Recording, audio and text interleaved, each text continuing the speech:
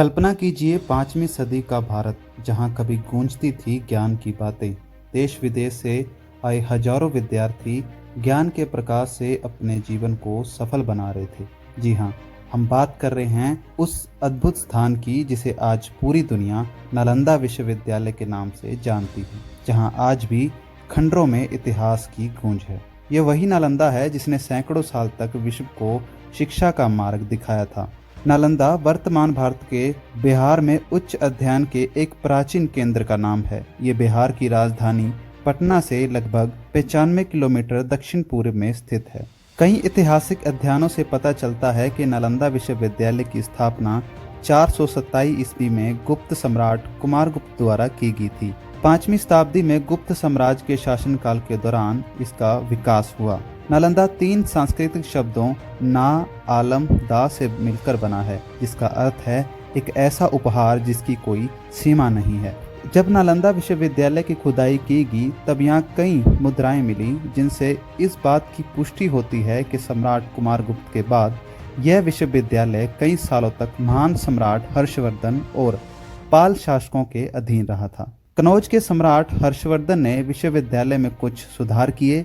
Nalanda university Harshvardhan और पाल वंश के शासनकाल में अपनी प्रतिष्ठा और वैभव के चरम पर पहुंचा था। नालंदा विश्वविद्यालय लगभग 800 साल तक अस्तित्व में रहा। कहा जाता है कि उस समय इसका निर्माण केवल बौद्ध धर्म के बारे में ज्ञान देने के लिए किया गया था। हालांकि बाद में इसने एक पूर्ण विश्वविद्यालय के रूप में अपनी यात्रा शुरू की, जिसने न केवल धार्मिक ज्ञान का अध्ययन केंद्रित किया, बल्कि यहाँ पर literature, astrology, psychology, law, astronomy, science, warfare, इतिहास, maths, architecture, language science, economic, medicine समेत कई सब्जेक्ट पढ़ाए जाते थे। नालंदा विश्वविद्यालय में न केवल भारत के बल्कि चीन, तिब्बत, मंगोलिया, कोरिया और मध्य एशिया से भी छात्र नालंदा विश्वविद्यालय में शामिल हुए। यहाँ पर छात्रों को रहने के लिए जगह भी दी गई थी। इस विश्वविद्यालय में केवल एक ही लाइब्रेरी थी, जिसका नाम था धर्मगुंज, जिसका मतलब होता है सत्य का पर्वत।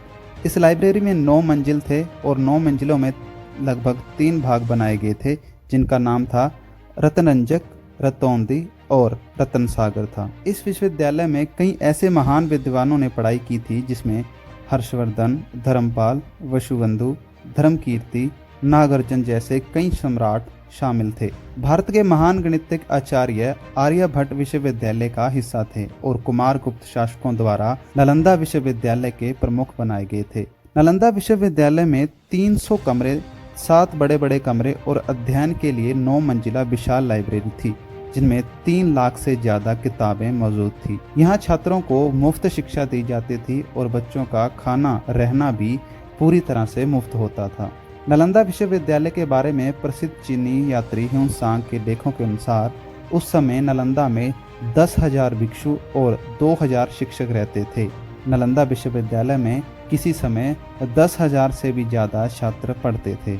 नालंदा विश्वविद्यालय में लोकतांत्रिक प्रणाली से काम किया जाता था। यहाँ फैसले सभी की सहमति से लिए जाते थे, जिनमें सन्यासियों, बच्चों, टीचर की राय भी शामिल होती थी। नालंदा विश्वविद्यालय को अपने इतिहास में कई बार विनाश का सामना करना पड़ा।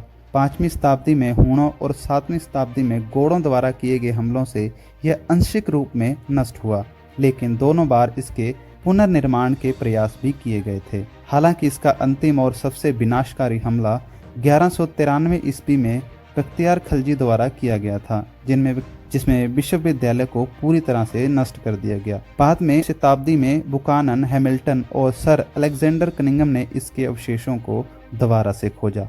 ऐसी और वीडियो देखने के लिए हमारे चैनल को सब्सक्राइब करें और बेल आइकन जरूर दबाएं।